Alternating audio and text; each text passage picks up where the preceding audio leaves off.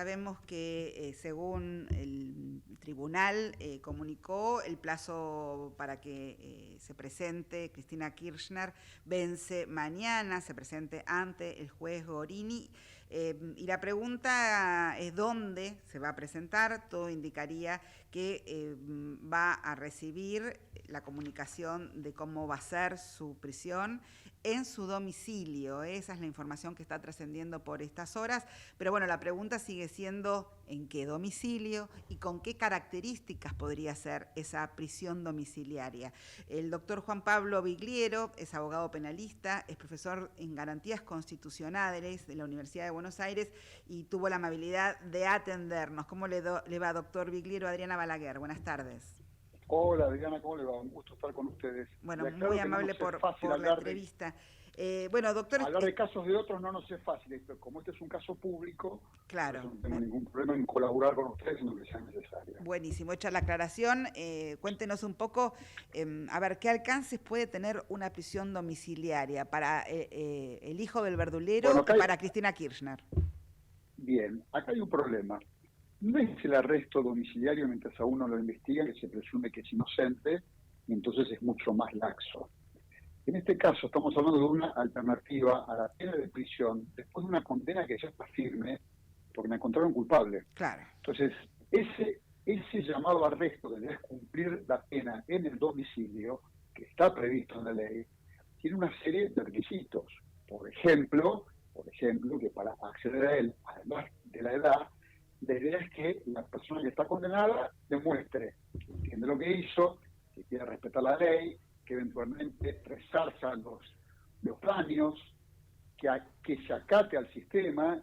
Y ahí la duda es, ¿cómo poner a alguien en prisión domiciliaria para cumplir una condena cuando la persona condenada o quienes dicen que la siguen insultan al tribunal, amenazan a un juez, salen al balcón y la situación se pone estrepitosa con relación al público? Es medio complejo, porque ella no es que podría hacer lo que quisiera, justamente está condenada.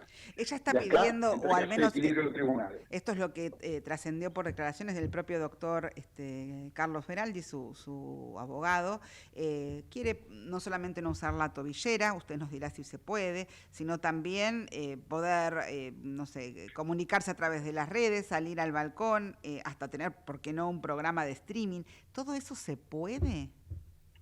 A ver, mientras esté dentro de la ley es una decisión que parte de la discreción de los jueces, pero vayamos uno a uno. A mí que le coloquen al expresidente una tobillera o no, ¿realmente alguien cree que la señora Fernández de Kirchner se va a escapar? Parecería raro, no se va a escapar. Entonces, ¿para qué les ponieron una tobillera? Ahora, el resto de los requisitos, ahí ya es distinto. Si está condenada, podría estar libremente expresándose por streaming, saliendo al balcón, convocando a las multitudes.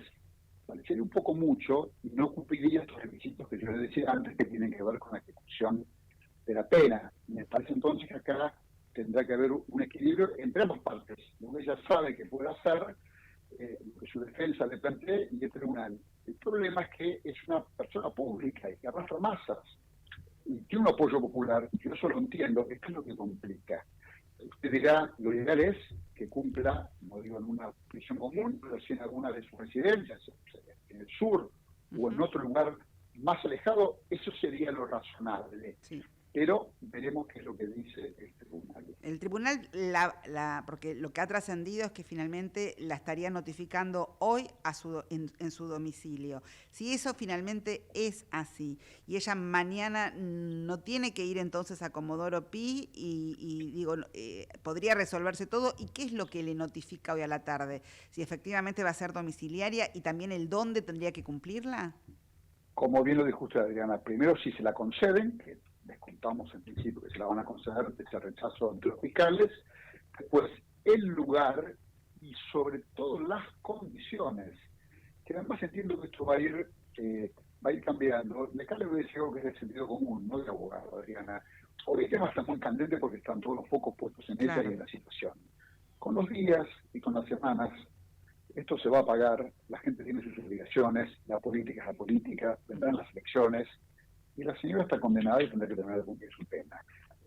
los ánimos se van a apaciguar. Porque si no se apaciguan, esto es lo grave, el Estado no solo tiene que demostrar su legitimidad porque tenga tribunales independientes, también lo va a tener que demostrar por su fortaleza para hacer cumplir las condenas. No puede salir el señor Grabois diciendo ojo Gorini con relación al juez. Jamás, eso es una intimidación pública. Bueno, pues entonces acá es donde el Estado va a tener que reaccionar, si no cualquiera hace lo que quiere. Total. Y si los fallos no nos gustan, ¿sabe qué? No es un fallo unilateral. Lo revisó un juez, lo revisó una cámara, lo revisó la casación, lo dio un tribunal oral, después lo revisó toda la casación. Sí, un largo proceso, ¿no? Lógica. No solo un largo proceso, Adriana, yo le diría que dentro de la administración pública pocos procedimientos son tan democráticos como los procedimientos judiciales. Claro. Interviene y controla mucha gente y todo el mundo opina. No es un sumario escrito escondido en un estante de una dependencia. Doctor Vigliero, y por eso lo llevo a este tema, me introdujo solito, tiene que ver con el kirchnerismo, la defensa de Cristina Kirchner, apelando a los tribunales internacionales, en principio a la Convención Interamericana de Derechos Humanos. ¿Hay margen de que se lo tome y que esto pueda revertir lo que decidió la Corte? Bueno, hay todo un mito y sin querer ponernos técnicos. Primero, ¿podría llevar el caso ante el Sistema Interamericano de Protección de Derechos Humanos? Sí. Bien. Segundo, la Argentina, el Estado argentino, ¿debería acatar lo que en definitiva diga el día de mañana si el caso llega a la Corte Interamericana? La respuesta también es sí, porque la Argentina asumió voluntariamente la jurisdicción de la Corte Interamericana, no solo cuando suscribe la Convención Americana, que es el pacto, sino cuando en la reforma del año 1994 le da jerarquía constitucional. Total. Quiere decir que la Convención Americana sobre Derechos Humanos tiene tanto valor con nuestra Constitución. Bien, ahora, pero si la Corte Interamericana, si la Corte Interamericana dice que está mal lo que se hizo acá, ¿qué? Ahí vamos. La Corte Interamericana no podría emitir un veredicto de inocencia o de culpabilidad, porque no tiene jurisdicción para eso. Lo que podría emitir es un veredicto diciendo si se violó o no alguno de los derechos y garantías que resguarda la Convención. Por ejemplo, para hacerlo fácil, si ella tuvo un juicio justo, es un juicio con posibilidades de defenderse, con la posibilidad de ser escuchado por jueces imparciales, con fiscales que hayan hablado con objetividad, esto es lo que se va a debatir. Supongamos que la Convención diga no, la señora Columna de Kirchner no enfrentó un juicio justo. Esto no implica declarar que es inocente. Esto implica declarar que se le dan ciertas garantías en el juicio y serán los tribunales argentinos los que tengan que decidir a partir de esta decisión si revisan con más profundidad la sentencia, si eventualmente el día de mañana se inicia un juicio nuevo, etcétera. Pero es un camino muy largo. Para que usted tenga idea, el plazo promedio de la admisibilidad en la comisión, antes de la Corte, en la comisión es de 2 a 4 años. Admitido el caso, la comisión puede mediar entre quien reclama, la condenada, y el Estado argentino. Si no hay acuerdo, ahí va la Corte, que son otro tanto. Promedio de casos dura de 11 a 14 años, Adriana. Wow. Bien. No es tan sencillo, ¿eh? No, bueno, pero está claro el objetivo de por qué lo hacen los jueces, ¿no? Que ¿por qué los no abogados, es tan sencillo? Porque estos mecanismos están cuando hay medidas cautelares o de urgencia, que la Comisión se mete por la ventana, es en países que no tienen instituciones democráticas o que tienen instituciones dudosas. Pasó con Venezuela. Ahora, la República Argentina, le pese a quien le pese, le guste o no, tiene división de poderes, la gente que vota libremente, tiene jueces funcionando, organismos de control, consejos de la magistratura, auditorías. La República funciona mal, bien, al estilo argentino, todo lo que se quiera. Pero es un orgullo el funcionamiento institucional dentro de los países de la región. Sí, seguro. Y que no es tan fácil que la Corte dice, está todo mal hecho, a su casa. No es así. Eso es falso. Bueno, por eso es interesante este caso, más allá de lo político, también como este poder presentarlo ante la sociedad como un caso donde se cumplieron con todos los procesos, con todas las etapas antes de llegar a este veredicto. Algunos dirán, y justo llegaron contra las cuerdas de las elecciones, y es un caso donde la política tiñe. Es un caso político, no podía ser de otra manera porque es una expresidenta de la Nación. Y la Corte Suprema es cabeza de un poder político previsto en la Constitución como es el Poder Judicial. Claro. La Corte Suprema también es un órgano político, porque para la jurisdicción ordinaria están los tribunales comunes, que no es el caso de la Corte Suprema. Y además, no importa lo que la Corte hubiera hecho o dicho, le iban a criticar igual. Con lo cual la Corte no tiene que estar mirando tanto los diarios o la opinión pública, sino hacer lo que tenga que hacer. Y le adelanto que con Rosenkrantz y Rosati ya hay dos antecedentes, el año 2017 y 2018, donde la Corte Interamericana quiso revocar fallos firmes de la justicia argentina y la Corte le contestó que no tenía la jurisdicción para hacerlo. Porque la Corte Suprema Argentina es la que revisa la actividad de los tribunales argentinos. Y la Corte Interamericana no revisa, solo supervisa si se cumplió o no la Convención Americana. Ahora, doctor, volviendo a la prisión domiciliaria, que es lo que vamos a confirmar en un rato si es efectivamente lo que se va a presentar, vamos a saber también dónde va a tener que quedarse. ¿Qué pasa si en el transcurrir de los días realmente la zona sigue siendo un caos, los vecinos no aguantan más la situación? Porque una cosa, como decíamos recién, es que acepte cumplirla en Río Gallegos, que es una chance, y otra es que se quede acá en la capital cortando el tránsito, complicando la ida de los chicos al colegio, que está a una cuadra. Digo, ¿puede revertirse si no funciona la prisión domiciliaria? Son dos cuestiones distintas. A su pregunta, la respuesta es sí. Es una decisión de los jueces que no están obligados, es una facultad que tienen. Pueden concederla o no.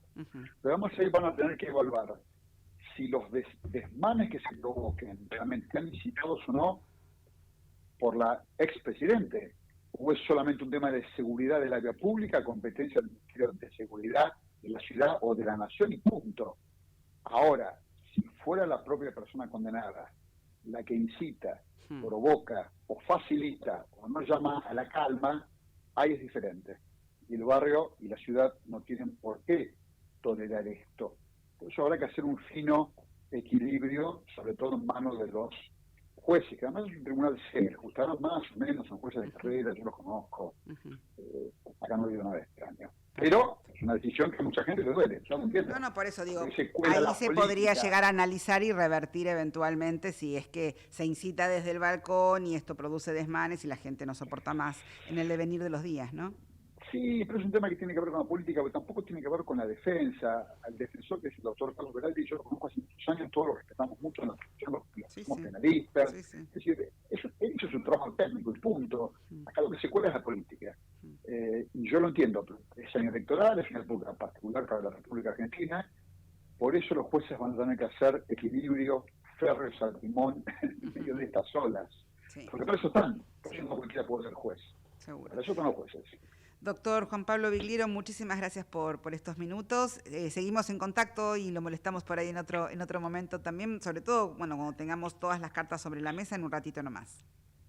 A entera disposición y gracias por el llamado, Adriana. Hasta pronto. El doctor Vigliero es abogado penalista, es profesor de garantías constitucionales de la UBA, y nos dio precisiones acerca de cómo sería, si es que se la otorgan, como todo indica, la prisión domiciliaria de Cristina Kirchner. ¿Qué puede hacer? ¿Qué no puede hacer? Y es la complicada decisión que tiene en sus manos el juez Gorini. En un ratito lo vamos a estar, parece, ya conociendo bien su decisión y sin duda, se abrirá la polémica.